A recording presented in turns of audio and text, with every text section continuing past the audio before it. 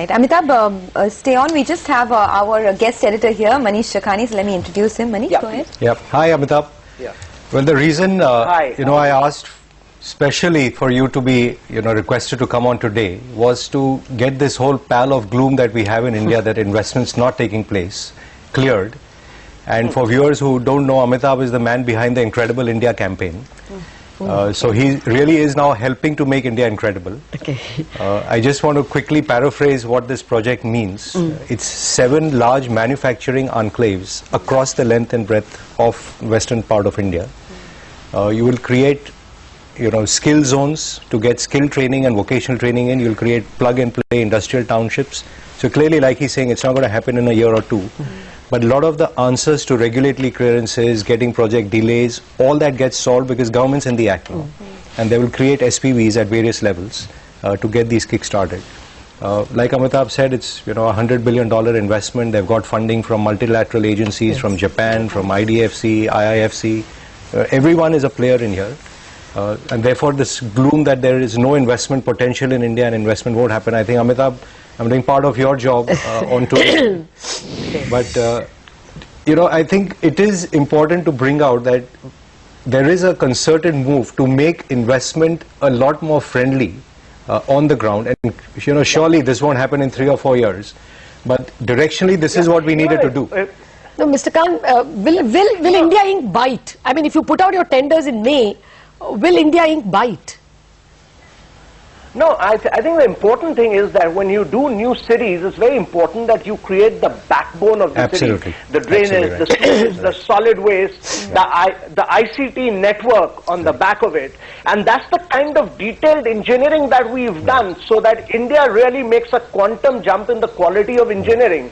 And this backbone of these new cities is actually being created with government funding, with long-term lending coming in from Japan. Okay. And therefore, once the backbone of cities is created, then the rest of it for private sector to come in becomes far more easier. I mean, you can't have situations like we've had in our existing cities where we bring in private players and then we start doing retrofitting of trunk infrastructure much later.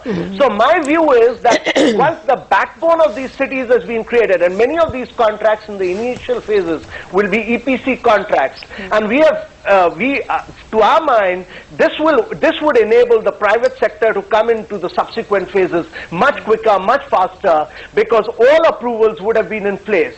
And I'll tell you, taking approvals for the private sector is quite a nightmare. Absolutely. I mean, we've struggled with this. We've taken about 44, 45 odd clearances within and housed them in the SPV. So that's a big challenge that we've met. And we are very extremely confident that once the EPC contract to global scale and size is cracked on ground, the private sector will come in an extremely big way. And I think that will really provide the momentum to India's manufacturing, to India's urbanization. That's a very important point you made, Mr. Kant. Just hold on to that. That's an important point you made, because I'm going to try and relate this to some stocks as well. Manish, I want you to come in on this, because like he said, to create this entire infrastructure backbone, you have direct and indirect beneficiaries in all of these sectors, power, auto, etc. Just put together some stocks or some, some pockets that would benefit from this. Well, I just want you to conceptualize it this way. When you created one port in Gujarat with Adani, it's gone from nowhere to the largest port in India effectively today. It's a $5 billion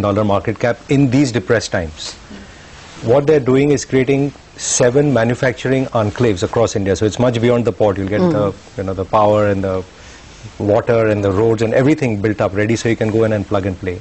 So the size scale of this is effectively creating pudongs and all which you have in China.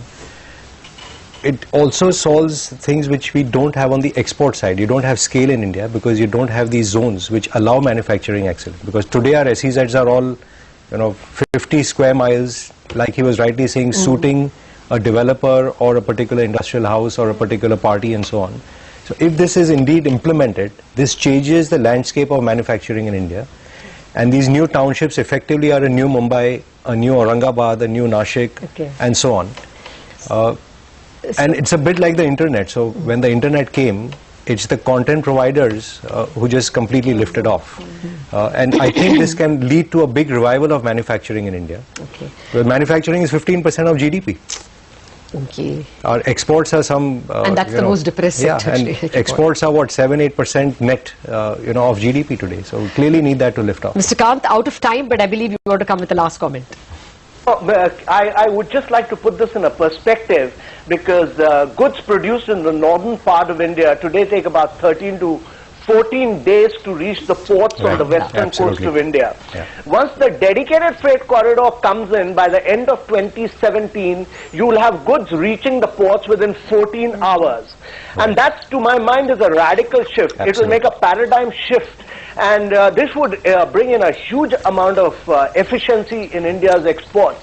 And when you have these new large manufacturing cities on either side of this dedicated freight corridor, India will make a quantum jump in manufacturing.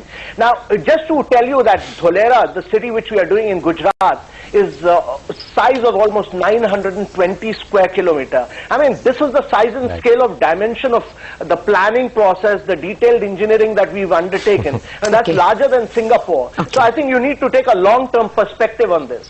Point taken, Mr. Kant. Pleasure having you with us, and this chat with Manish Chokani certainly puts things in perspective, at least blows away some of the